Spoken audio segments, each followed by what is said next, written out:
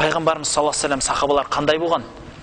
Сахабалар айтады, біздің арамызда дейді, Құран жаттаған адамның түрі бірден білінетін, ол әрдайым шаршау түрде жүретін дейді.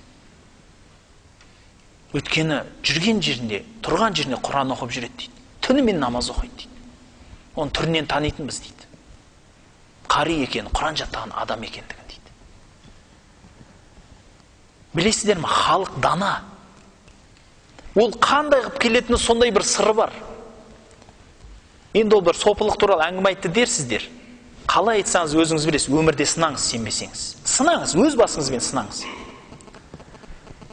Сопы Алайыр деген бір кісі болған. Кезінде таможня болған да. Білесіздер ғой, таможня деген қандай тіршілігі. Ол енді қарақшыларды тонайтын қарақшы ғой ол. Жаңағы деген.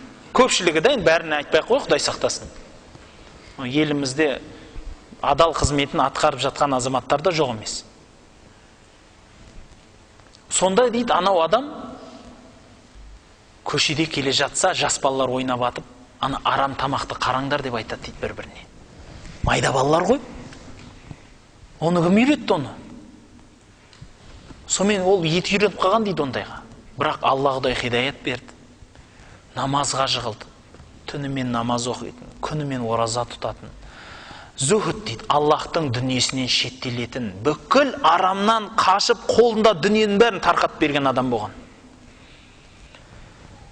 Сөйтіп бір күні көшеде келе жатса, бір топ балалар ойнап жатыр дейді. Қанша жыл өтті ғой?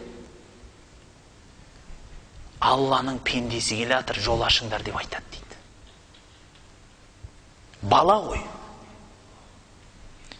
Түрінен адамның тақуалығы білінеді, ісінен, сөзінен, Алладан қорқатындығы білінеді, бауырлар.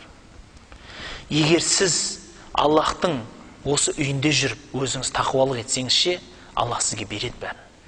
Көріп тұр ғой бәрін.